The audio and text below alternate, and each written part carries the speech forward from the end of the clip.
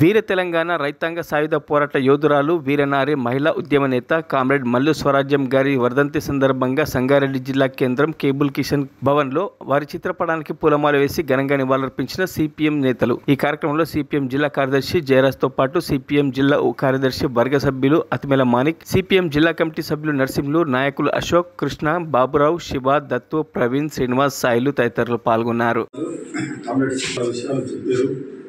తన మాటనే తూటాలుగా పీల్చినటువంటి మహామత వ్యక్తి మల్లు స్వరాజ్యం గారు.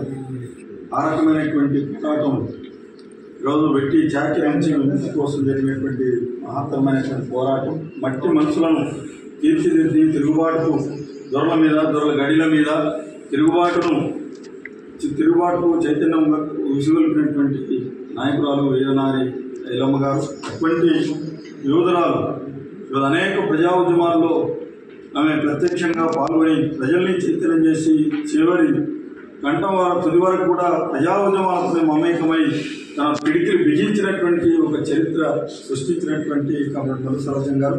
ఆ రకంగా భవిష్యత్తులో మనం జరిగే ప్రజల కోసం నిర్వహించేటటువంటి పోరాటాలే ఆమెకు నివాళులు అర్పించడం అవుతుంది. ఈరోజు చరిత్రను వక్రీకరించేటటువంటి ప్రయత్నం. మరిన్ని అప్డేట్స్ కోసం మా ఛానల్ని సబ్స్క్రైబ్ చేయండి.